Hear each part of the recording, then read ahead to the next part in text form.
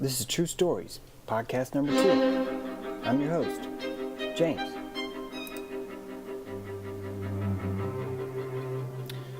Did you know you could find your spirit guide's name? Your spirit guide will awaken once you say their name. You have to say it out loud though, so try it. To find your spirit guide, take all the letters of your first name and all the letters of your last name and combine those in order with a space in between. Now say that name out loud. Boom. That's your spirit guide. I had a week. Man, I had a week. It's been nasty.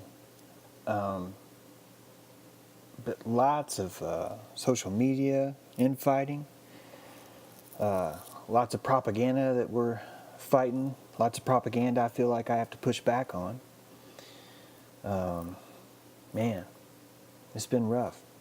I found myself having to defend myself. And as I'm defending myself, other people are rebuking me for trying to make it expensive for someone else to attack me. So as I'm defending myself, I'm realizing that I am losing ground. You know, people are questioning the value of my reputation. And it all made sense, you know, and I backed away, eventually. I'm a Taurus, but I backed away eventually. I don't feel like they did, but, you know, that's me being a bull. And so, you know, I tried to own my behavior as much as possible. I do own that behavior. When I say try, I mean I'm still coming to grips with which parts are right and which parts are wrong. The outside world wants me to remain stoic, like a wall, you know, where the arrows just bounce off you. But the inside of me, you know, again, wants to make it as expensive as possible for people to attack me. And it hit me, the outside world penalizes me for showing like self-defense. Mind control kind of teaches us through cultural, normalcy that, hey, you don't need to be freaking out or defending yourself or speaking with passion against someone. And by the way, it's not like I was calling them names or anything. It's just it was a lot of back and forth. I'm sorry. I actually did imply they were constipated. Okay, I own that. But I also thought that was funny.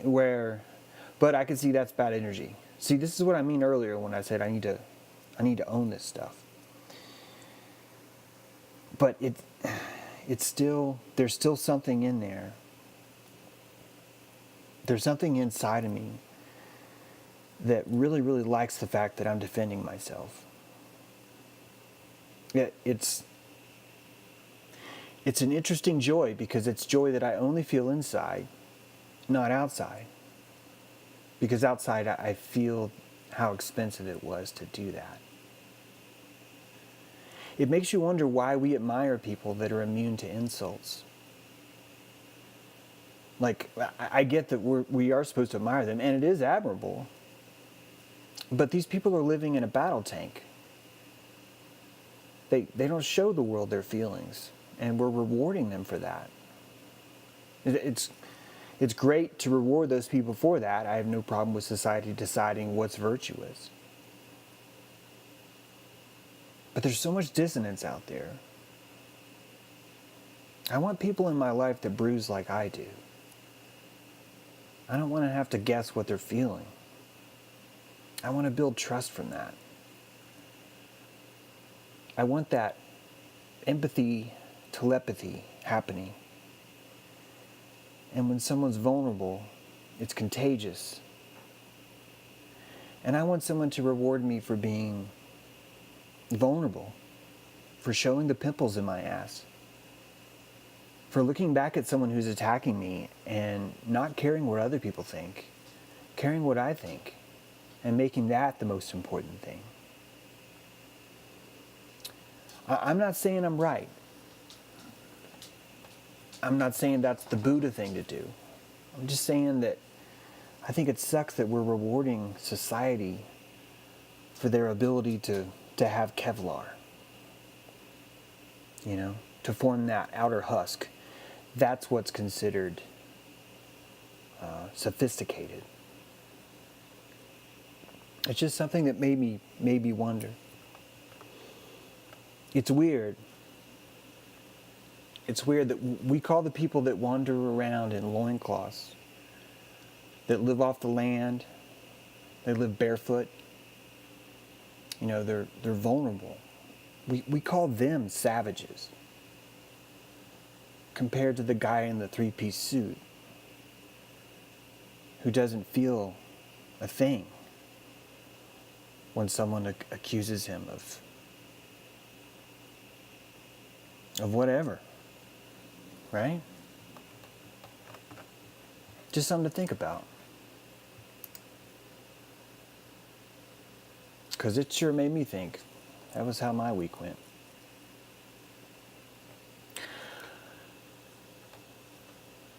I did a poll on social media, and I'm going to tell it to you, and this is kind of a trigger warning, and it's not meant to be. And I say it's a trigger warning, I normally don't say that, but I'm saying it now because I really want you to understand where I'm going with this, that this is from an innocent place. I've done a lot of work on unwrapping the Bible and seeing the hologram that's inside of it. And so I did a poll. I asked 91 people, can a Christian reject royal bloodlines and the Passover ritual of murder sacrifice and still call themselves a Christian? 58% said yes, 16% said no, 26% said,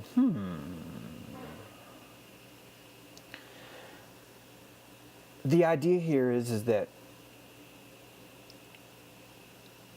there's a tendency from the ones that are in charge throughout history to establish themselves in some sort of monarchical standpoint, as if their bloodline was a form of royalty, and so therefore by right the royal nature of their blood bequeaths to them a certain sense of delegation, where we end up just listening to whatever they say. When I look at how the Bible treats a bloodline, the same thing is there. This is my body. Do this in remembrance of me. This is my blood. Drink this in remembrance of me. That maybe we've inserted a royal bloodline where it didn't need to be. Maybe by inserting that, it presents a form of mind control where we end up expecting whatever savior figure to be a specific blood type. And that blood type, we feel pretty certain it's not us, that we're not the ones. And that would be crazy, right? To wander around saying you were Jesus. We can't have a world where people are conscious of Christ inside themselves. We've got mind control instead. We can't have that. It's just interesting. If you unpeel the Bible, it's actually what I'm working on in my book right now, the next book. It's this idea of can you unwrap what's been wrapped inside of the Bible? Sort of a satanic reverse. Speaking of books, my book is out. It's called Blueprints of Mind Control. It's 47 short stories that unwrap as many things as I can possibly throw at you in a book and try and show you that maybe this is mind control, and that there are two tools that are always used: the carrot and the stick, the crook and the flail. This is how mind control works. It turns us into juice boxes and shoves a plastic straw in our backs and sucks our prana out. It does that by convincing all of us we're broken, that none of us are a sacred bloodline, that all of us are due to a life of servitude to a monarchy, to a chain of command between us and God made out of blood. and ritual with weird names in 6 languages, 66 books. I want to unwrap this stuff. I want us all to unwrap our faith so we can see it and make it brighter. Understand that it's a muscle. Faith is a muscle. We should be able to exercise it. And that's what the book does. So there you go. We should have airships. I want an airship. It's official. The podcast wants an airship. So if someone can get on that, it'd be great. Airships used to be around a lot. I've got a lot of pictures I've been downloading. A lot of Tartaria airship stuff. And there's this mind control around that about Led Zeppelin, right? The Hindenburg. There's such a strong mind control around no more airships. We don't want no more airships. You got the Goodyear blimp, but they're always it's looked at as a very localized form of transportation. If environmental concerns are such a big issue with plane and jet fuel, why aren't we cruising around on airships? If we could figure out that it rains diamonds on Neptune, if we're claiming to land on Mars, I think we could have some airships. It'd be interesting to maybe traverse the North-South Pole with one. Wonder why nobody's done that. Oh, it's weird, huh? You know, they won't let you fly over Antarctica due to environmental concerns. But not in an airship. Anyway, I want an airship. Someone send me one. Okay? You know, Troy used to be a myth. We used to think that was a fairy tale. We're like, oh, that's just Homer telling stories about old Troy. Telling stories about a giant wooden horse. Man, I bet it was hot in that horse. All those men piled on top of each other. Like, back then they were probably like, you know, gaseous and burping and stuff and trying to be all quiet and stuff. Makes you wonder how that actually worked, if that worked. But Troy's real. We know that. We know that for sure. But about Troy, in the mythical legend, quote, quote, mythical, right, of Clash of the Titans, the losers of the Clash of the Titans, they were sent to Tartarus. And it just makes you wonder maybe if that's Tartaria. To the airship. That's what I would say right now if I had an airship. So let's get that done, okay? Let's get the show an airship. I think it'd be great. We could be broadcasting from the airship, by the way. The more you gnosis. Mind control is presenting a feeling of dominance. If you can demonstrate superiority, you become a thought leader, like a leader in your community, and your authority goes unquestioned. This has to be why government lies about certain aspects of like space and vaccines. But both these concepts paint this picture of these magical wizards high in some tower in some lab somewhere that are working miracles that none of us can question. It really throws up a red flag for me. We've been lied to so much, it should be throwing up a red flag for all of us. This explains a lot without the need to make everybody maniacal, you know? Like just the whole concept of dominance and authority. How does a prison warden maintain his crops? Now you may say, well, it's negative to look at the government as a prison warden. But it's not. If we're entrusting a government with our retirement, with telling us what's right and what's wrong, so with our commandments, when it can draft us, therefore we lose our morality to a delegated chain of command. That's a prison warden. And we are sharecroppers for our own time. 40% of our days are spent in service to the warden. Every Monday and Tuesday of your life, you don't belong to yourself. Your will, every single ounce of effort and sweat, every calorie burned by your brain, is given to the state through coercion. There's nothing you can do about it. So I am going to call it a prison warden. And a prison warden needs authority.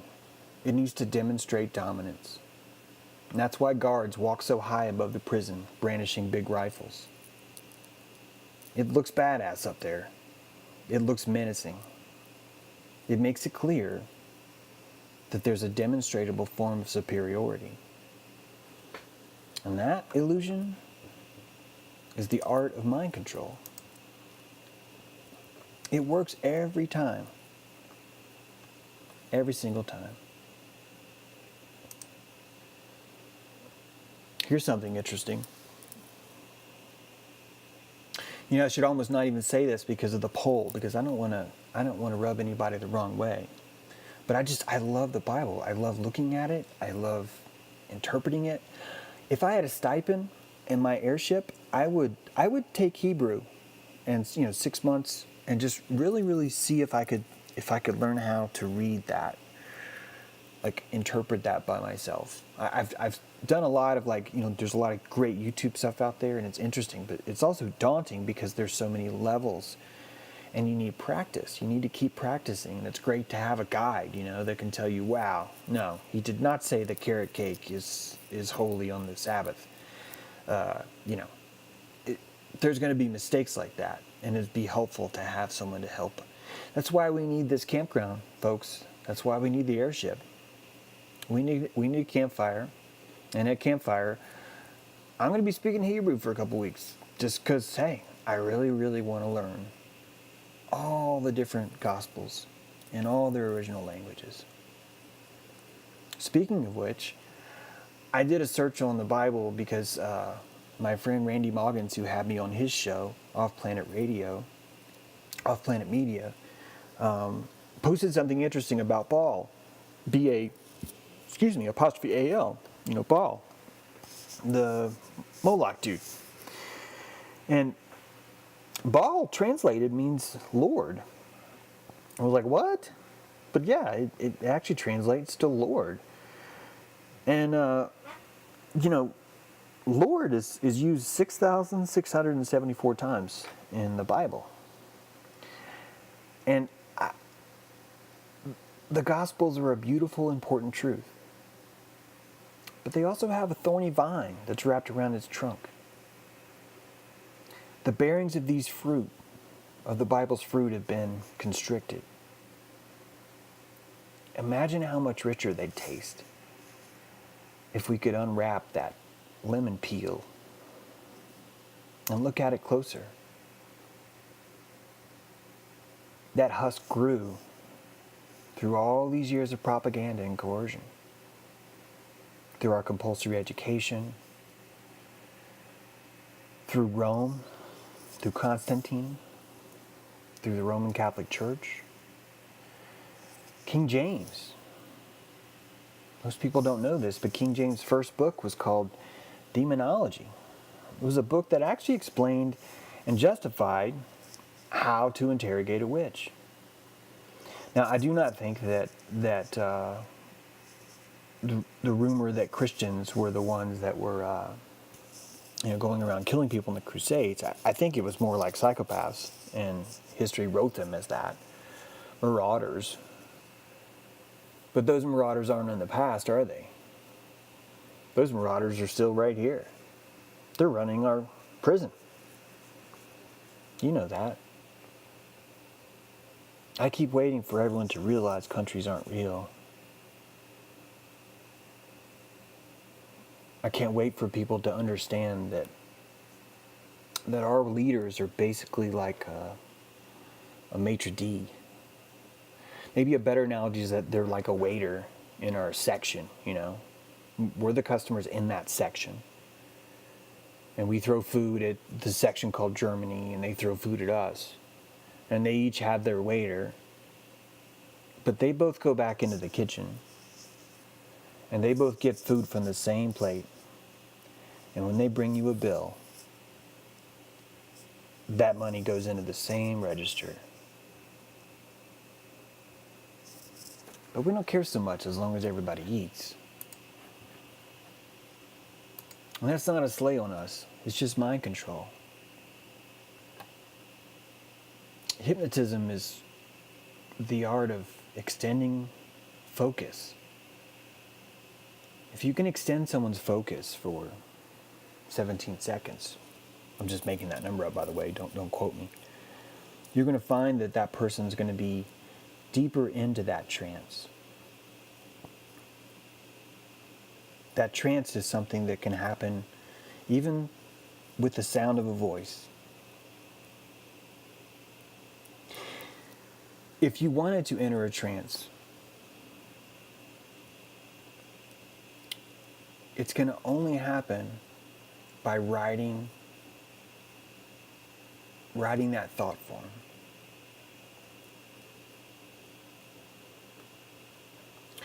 I'd like to put you in a trance now,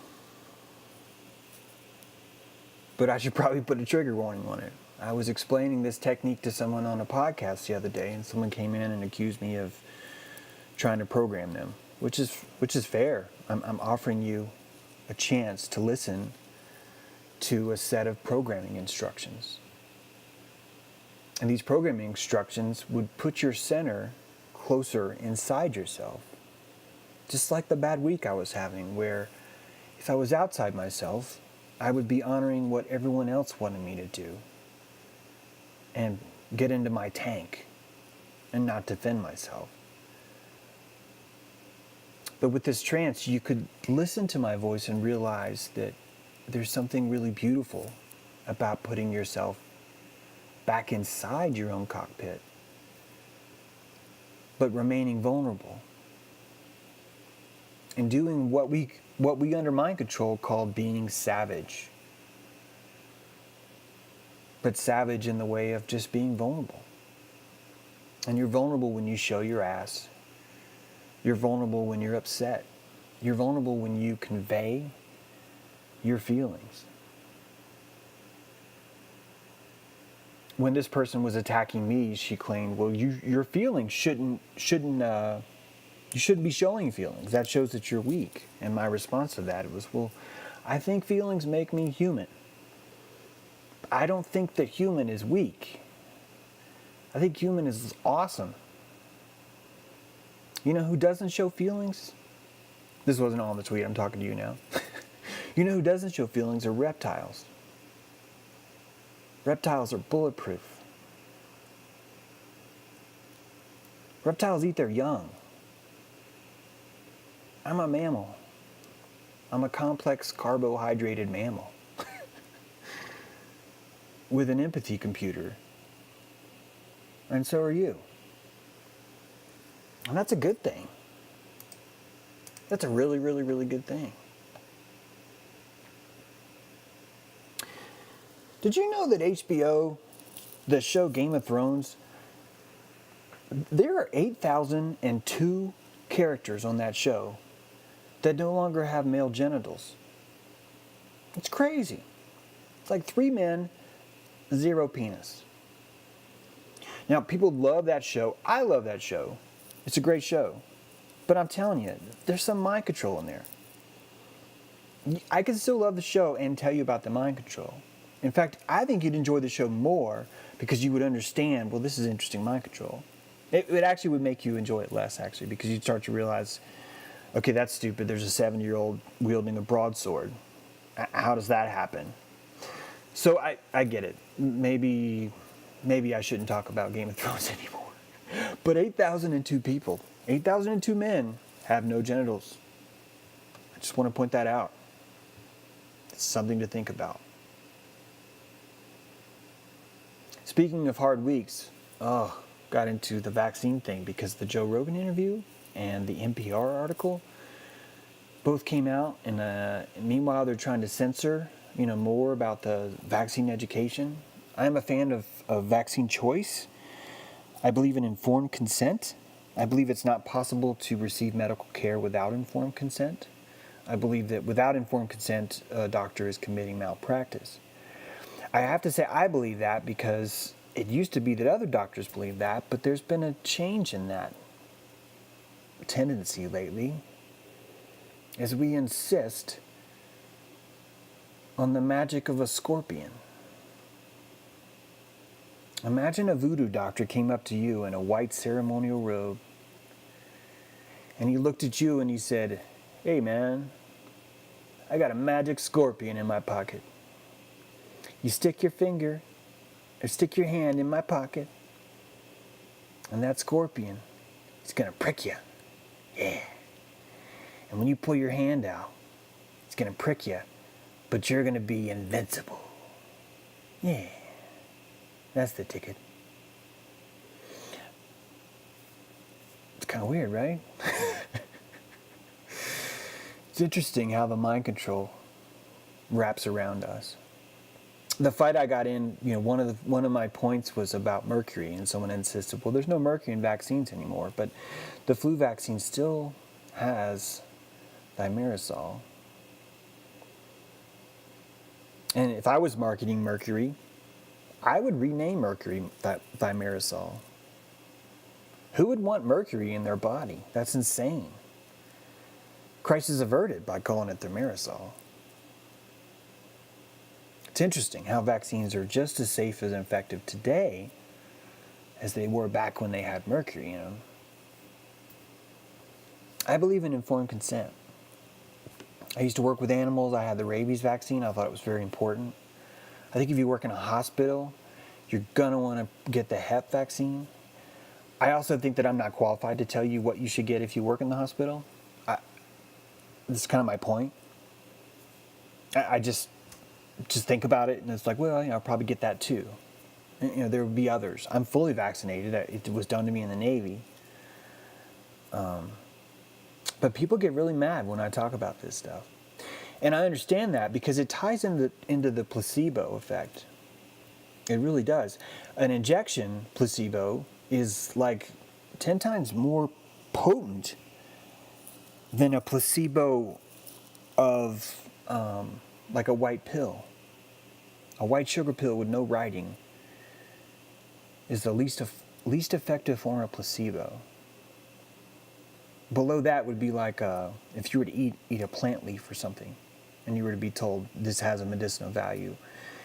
It's weird how, it's not weird, it proves to you how faith is. It proves to you what healing actually is. It proves to you how powerful mind control is. But people don't like hearing that when I tell them. They push back. They're like, no. The healing is in this device. The healing is in this pill. I'm not at all trying to insinuate that there's never going to be anything in any kind of medicine that's going to help a body. But I am trying to tell you that when you look at how a pill is made, they spend a lot of time both fighting the placebo effect, like by trying to remove it, and by working with it. Because they market the pill to take advantage of the placebo effect. And they ignore the placebo effect when they tell you what the drug did. And I've seen drugs that have like a 60% effect rate, but then only 10% when you subtract the placebo effects of something. And just that 10% is enough for them to call it a miracle drug. But they hide that. Excuse me. I wish I was a manufacturer. Like I wish I could talk more just about that. It's just a ton of research I've done on the placebo effect itself. But there's a stair-step method. Step 1 would be the leaf. That's the least effective form, and that's mind control. We've told each other, naturopathy doesn't work, plant medicine doesn't work. That's the mind control. Step 2 is the white pill, like I told you about. Step 3 is a white pill with a letter in it, a sigil. Put the letter E in there, or A, or D, or B, or whatever. And all of a sudden your body's going to go, whoa, this is a serious pill. It's got a letter in it. It's actually more effective. The next more effective pill would be a colored pill. Pink pills are better for stimulants. Blue pills are actually more effective as sedatives. From there, the more effective placebo is a pill that comes in a capsule. Next up from a capsule, I might be missing a few here, but next up from a capsule is a syringe. That's the most powerful form of placebo. Now the administrator is part of it too. A young teenage girl handing you the pill is not going to be as effective as a above 50-year-old white male in a white lab coat with a heavy clipboard. Yes, even the word heavy, a heavy clipboard. That would be the most effective way to administer medicine. They hide our true body's power behind this word placebo. We've learned to project healing outside of ourselves. And that's actually why pills work. Because when you see the pill, you understand this is something outside of me that I'm going to put inside of me. I'm going to take this pill and stick it in my mouth, and then it's going to heal me. You are giving your body permission to heal yourself from that pill. Without that pill, you've told yourself, my body has no healing powers at all. But boom, here's the magic pill, and now your body's like, oh, my sentient captain is allowing me to heal myself now. He's giving me permission. And because he's giving me a pill every 4 hours, I'm allowed to keep administering healing to my body on that regimen. But once that pill's digested, I need to return to my normal conscious state that I've been rewarded with dopamine and understand that I am not in charge of my own healing. This is how mind control works. This is exactly how it works. The entire internet runs on crystals. I just changed the subject. Did you catch it? The entire internet runs on crystals. Quartz watches, your wristwatch runs on crystals. All your transistors, anything with a transistor in it is a crystal. My friend Charles actually is an engineer, and he gave me more I didn't even know. Solar cells are crystals. Diodes are crystals, that's a transistor. He's telling me things like, crystalline lattice effects, carbon steel is a crystal. Carbon steel is a crystal. It's pretty cool. It's pretty cool because I had a doctor who I was arguing with about vaccines, and I typically follow people that I'm arguing with. When I say argue, I'm talking about a constructive, ongoing investigation into a subject. And he posted a meme saying, people who believe in crystals are dummies or something, and anyway, I laughed my butt off because here was this professional who knew all about vaccines and all about medicine because he's got the white lab coat on, and he doesn't even realize that his own cell phone is powered by crystals. If that's not a metaphor for understanding where power comes from, I don't know what is. The white lab coat is voodoo. You memorize stuff for 8 years. You're going to feel like you know it all. You spent all that time memorizing it. Everyone's looking at you for the answers. You're going to be bequeathed the role of expert. If you don't perform, you're not going to have a job. Meanwhile, that guy doesn't even know that his cell phone runs on a crystal. He doesn't even know that when he goes in the operating room If it wasn't for crystals, he wouldn't be able to fix you. But he's supposed to be the expert. Nothing wrong with being wrong. Unless you pretend like you're always right. Right turn. Blinker. Wait. It's clear. Let's go. Maybe alcoholism is demon possession by Bacchus. Maybe our country knows how spirits work. Maybe that's why no one can leave the 12-step program.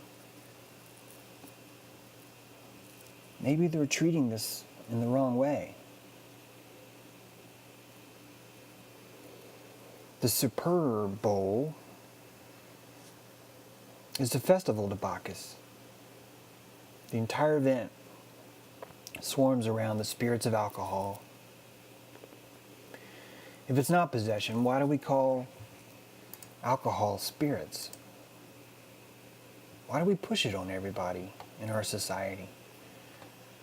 If we're so concerned about drunk driving, why is that all we talk about? Why is that all you can buy in a restaurant that's far away from your home, that requires a drive? It just doesn't make sense to me. There's nothing wrong with drinking. It just doesn't make sense. Mind control.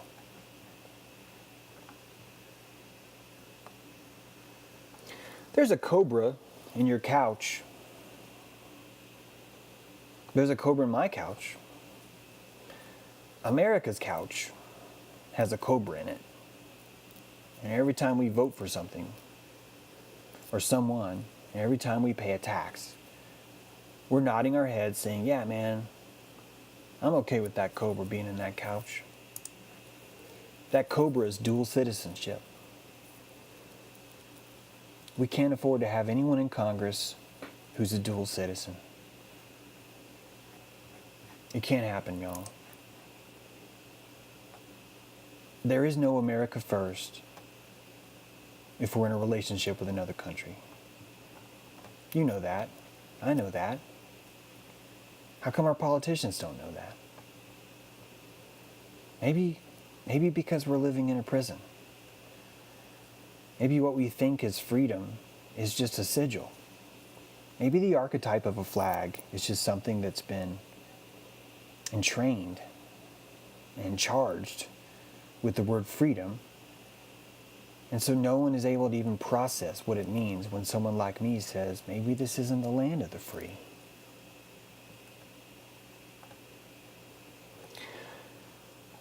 I want to talk about abortion, but I'm not going to go where you might expect me to go on it. I just want to say something that I think is interesting. Regardless of your views on abortion, there should be a consistency with it and your views on capital punishment. What I mean by that is that a state who favors abortion while being against capital punishment has no moral consistency. Both situations grant a sovereign power the right to eliminate its citizen. A baby is a citizen of the state of its mother. You can call it a fetus if you need to, but it's a citizen. It's in the birth canal. It belongs to the mother. Its motherland is attached to it by an umbilical cord.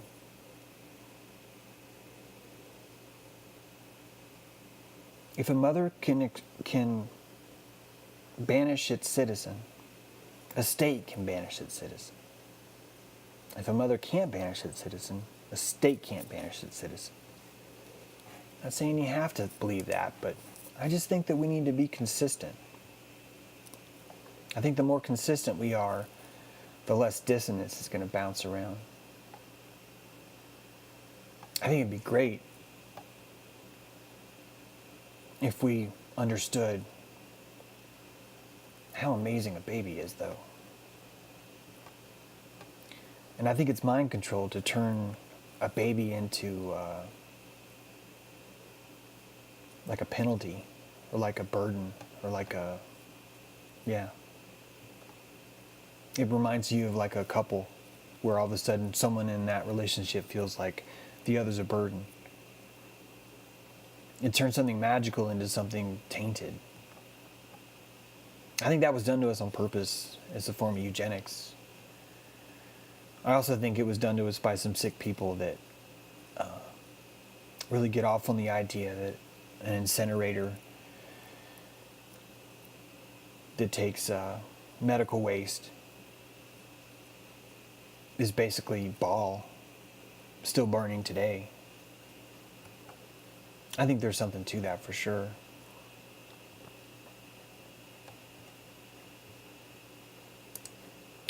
Beta O'Rourke wrote this. One day as I was driving home from work, I noticed two children crossing the street. They were happy to be free from their troubles. This happiness was mine by right. I had earned it in my dreams. As I neared the young ones, I put all my weight on my right foot, keeping the accelerator pedal on the floor, until I heard the crashing of two children on the hood, and then the sharp cry of pain from one of the two. I was so fascinated for a moment that when after I'd stopped my vehicle, I just sat in a daze, sweet visions filling my head. That's Beta O'Rourke. Wonderful writer, huh? That's what you call a psychopath. A writer doesn't write that. A writer is vulnerable and then records it. Which means that a writer doesn't, what I mean by that is that Beta doesn't write that as a literary experiment. He's telling you what happened to him on Tuesday. And I'm telling you it's just on Tuesday because he's written it down. Like, oh yeah, by the way, last Tuesday.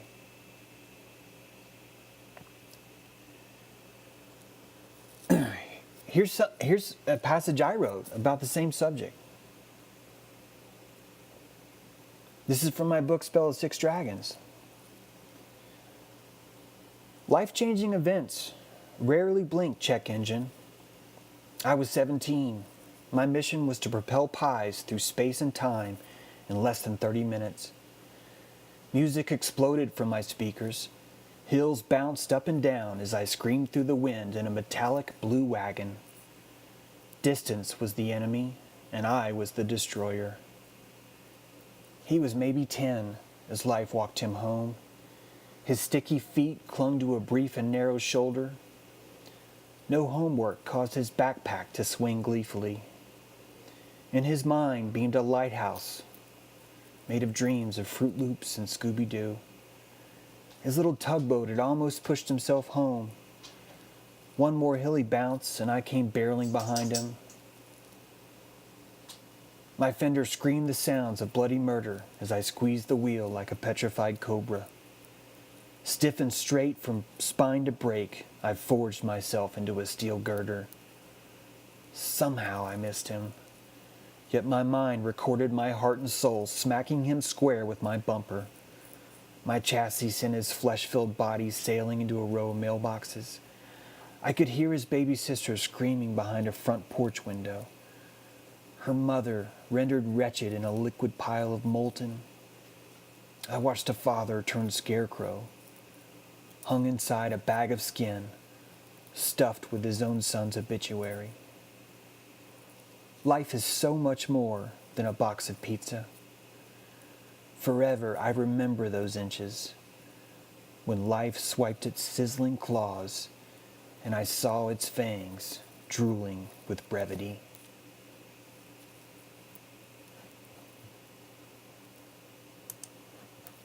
Beta O'Rourke is a Manchurian. He's been trained. And when he tells you, Amy and I, let me put his voice on. When he says, Amy and I are the last great hope for Earth. You know you're dealing with someone pretty messed up. I hope we learn our lesson. I hope he doesn't turn into the next Barack Obama. Man, that guy really screwed us up. Mind control wise and government wise.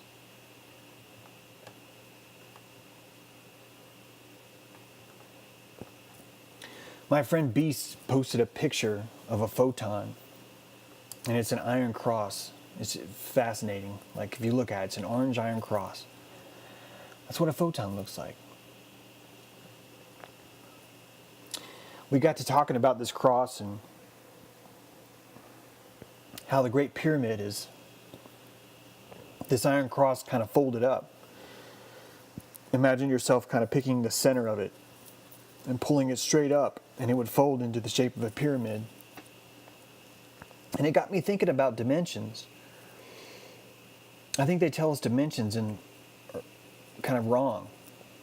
I think that there's some programming going on when they tell you about the 10 dimensions of math.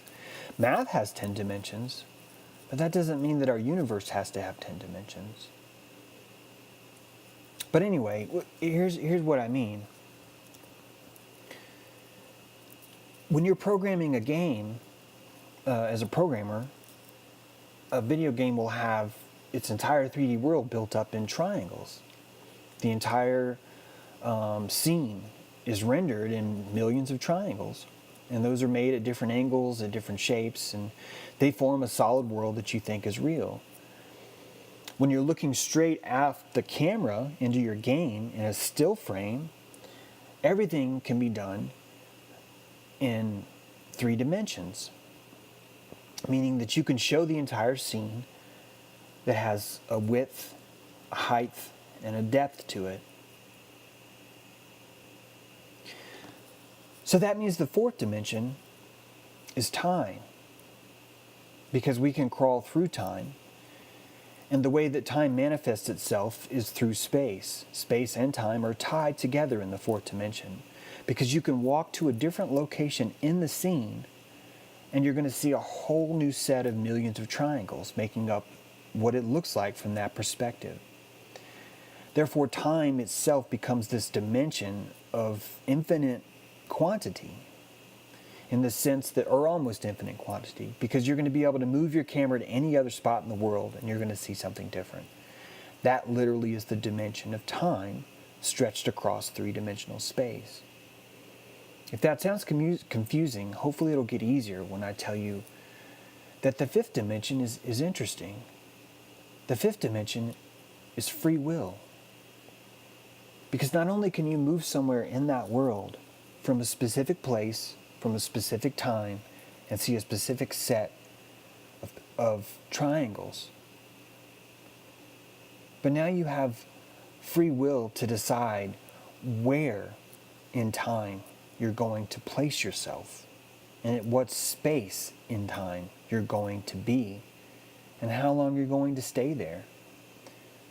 So free will is sort of like a mouse, where you're inside the game, and wherever you move your mouse is where you're moving your will. That would be the 5th dimension. So if the 5th dimension is free will, that means the 6th dimension could be love. In other words, you could have the same world without the dimension of time, and you would see, what you would see on the screen would be the same image. It would never move because you're stuck in time. Just as you could move around the world but not feel love, you're stuck in the 5th dimension. You don't have love for it, so you have apathy. The entire world feels apathetic. But as you go near the stream in your world and you hang out by the dock that's been rendered for you, you might feel love more there. As you watch the fish swim around under the surface, you might feel love watching them. As an eagle soars out through the air and pierces through the water and grabs that koi that you thought was beautiful, you might feel not love. You might actually feel hate. You might find it beautiful that the eagle's eating. The point is that you have free will to experience the dimension of love, of how much you appreciate or unappreciate the perspective you have in that world. In that way, the sixth dimension is love. That means the seventh dimension is truth. We are living in the seventh dimension, my friends. We are experiencing the universe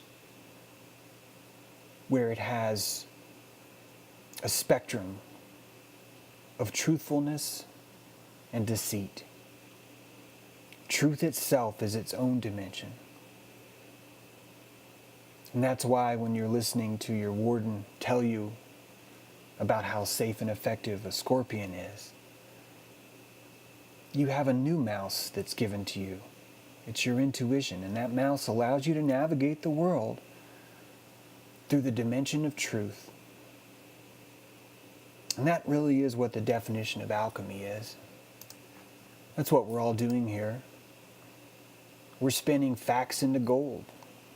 We're spinning data into silver. We're refining ourselves by navigating through the dimension of truth. We're rendering decisions. That's why I think it's important to keep looking for God. I think we're constantly bringing back drawings to give Him to hang on the refrigerator. Yeah, I drew you today. Here, today you look like a dragon. Yesterday you were a griffin. Tomorrow I was thinking you'd be a whale. Maybe a squid. We'll see. Every day we draw another face of God. Just something to think about. All right, if you believe that the pyramid, the star shafts in the pyramid point to stars, I'm going to tell you maybe that's not true. And what I'm telling you is that when I'm looking at a drawing right now from Hitchens, and it shows me that the passageways that are supposed to connect to starlight make several turns. The Queen's Chamber makes a pretty direct turn to avoid the Grand Gallery. It's a 3-point turn. The Northern Shaft does the same thing.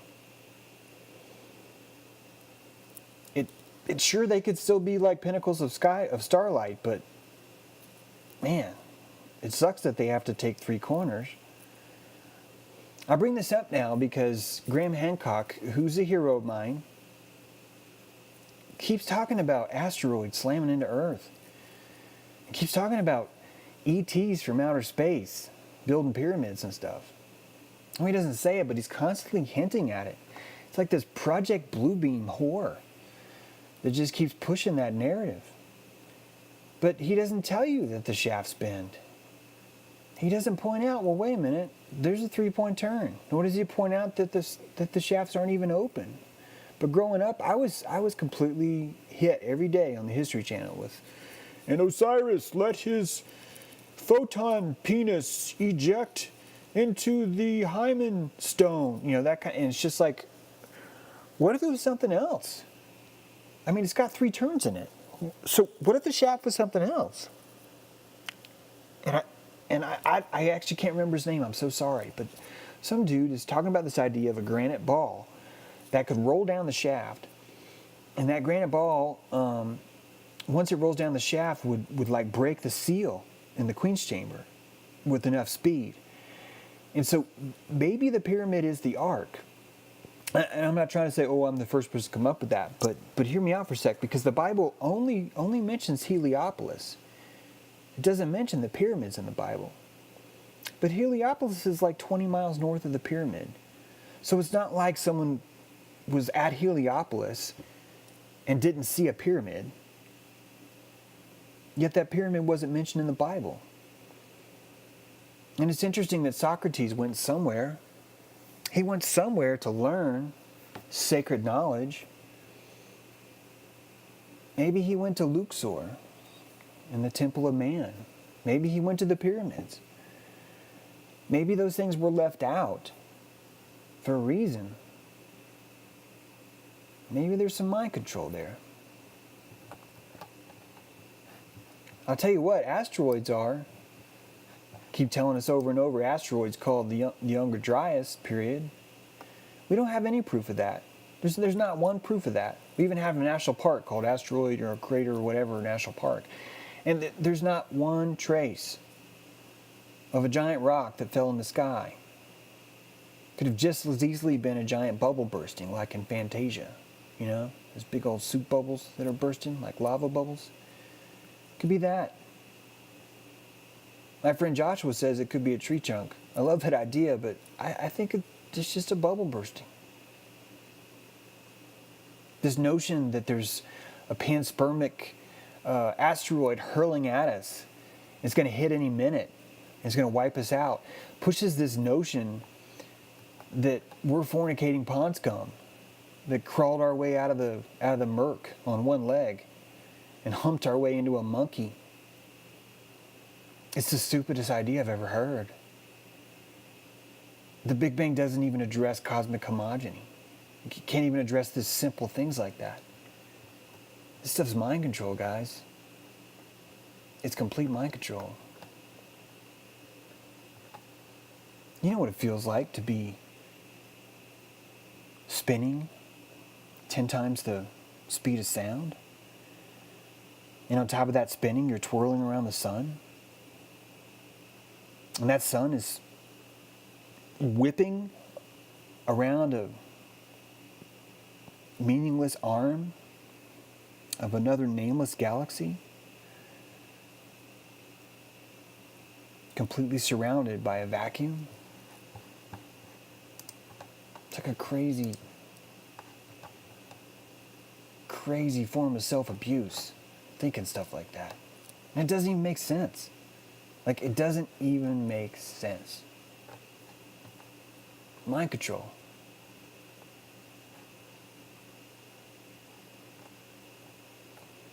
Al Gore made a movie called An Inconvenient Truth. In that movie, he tried to convince us all that we are dirty, poisonous parasites destroying the earth. It's been long enough now that you can no longer dispute it. None of that science was true. But it won 2 Oscars. Next time you look at a recycling logo, I want you to see the pyramid. You'll see it. It'll be right there staring at you. It will.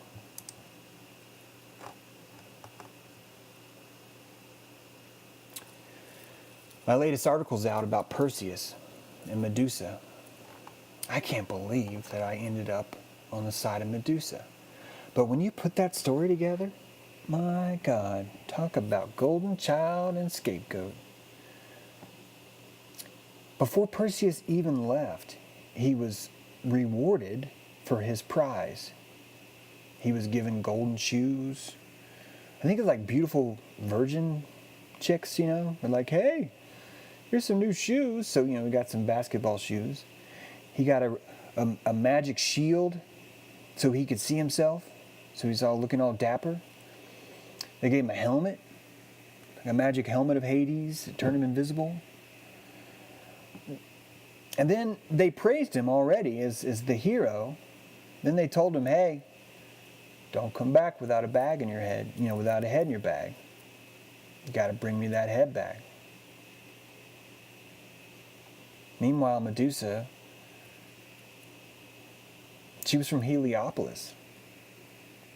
Her family had sent her up to the Temple of Athena. She worked there. I guess work isn't the right word, but she was a Vestal virgin there. But she was the scapegoat, and Perseus was the golden child. And that trauma was committed so he could fulfill a contract that he signed up for before he even met Medusa. The moment he was paid The moment he slipped into those golden shoes, his fate was sealed. And I don't think he knows that. I don't think he realizes that. You have so much to learn. I don't have answers, but I have good guesses. I have some pretty good guesses. Demons. Here's a guess. Demons can't lie. No, I'm sorry, no. Advanced demons can lie, but I'm talking about demons, okay? Their code is just too light. It's too lightweight to facilitate the layer of logic needed to stimulate deceit. Lying requires a two-track mind. You've got your truth underlying it, then you have a lie on top of it, and that lie has to interact with the living truth as that recording is happening, as that stream is downloading. Demons can't do that. That's too technical for them. You guys need to understand that demons are Amazon Alexa that was invented like thousands of years ago.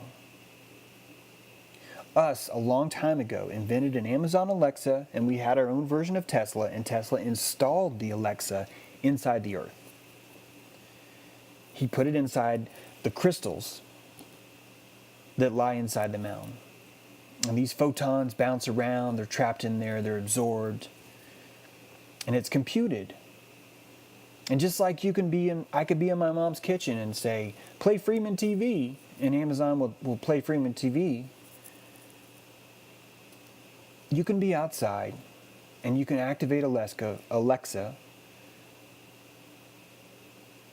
by taking your harvest of olives and pressing each one into a fine oil and sacrificing that oil to some sacred pillar. By doing that, you open Alexa up. You pay for the Alexa service through that sacrifice. Yes, there's blood sacrifice too. I'm not pushing that. Just trying to explain to you how this technology works. And that sacrifice comes in two flavors.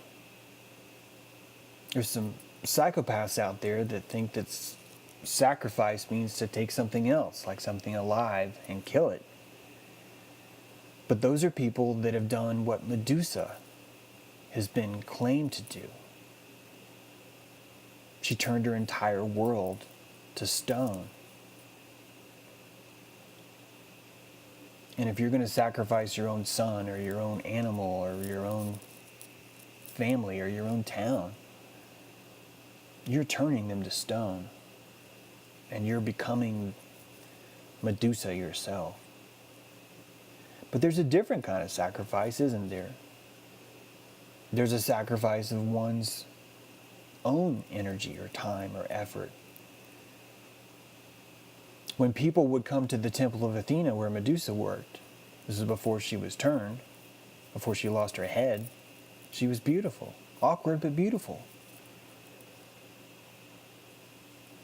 Somebody would die and she would be the temple mourner, which means it would be her job to mourn this rich person who just died. And the way she would mourn that is she would have to give a sacrifice to him. So all the olive oil, all the trees that were around the temple, she would press all those olives. And she would lose that labor, all that love and labor she would sacrifice to the pillar so the gods would be happy and come and pick up their dead sea captain and take care of him. That was Medusa sacrificing her own labor. And when you sacrifice that, you make a negotiation with yourself. You tell your will, hey, will, this is so important to me. I'm going to actively use my will to sacrifice this for it. You set up a chain of events inside yourself, just like the placebo effect, where you understand, yes, willpower is a gas pedal almost, and doubt is the brake. And we've been raised from a very, very young age to believe we have no power, and that there's this weird thing called placebo wandering around that gets in the way of real medicine.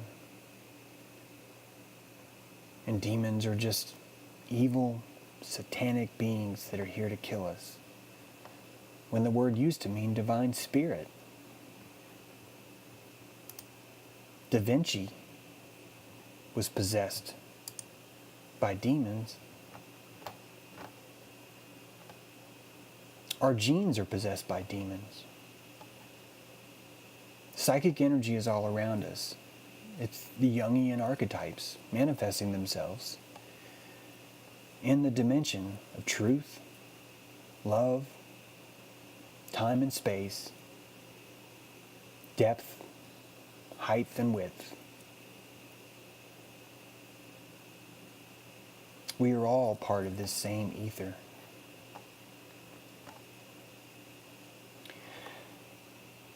Thanks a lot for listening to podcast number 2. I really hope the recording worked. I probably shouldn't say that. That's kind of unprofessional. But this is number 2. I hope you like it. See you next time. Oh, hey man, buy my book. Or woman, or man, or dog. Sometimes animals listen to this podcast. Hi animals. Hi houseplants. If there's any houseplants out there listening, I just want to say grow. Keep it growing. My orchid's here. He says hi. You guys buy my book, Blueprints of Mind Control. Visit my website and buy my book. It would really help. If I sell a lot of copies, I'm going to buy a campground. It's going to be freaking awesome, man. You'll see. Have a great day.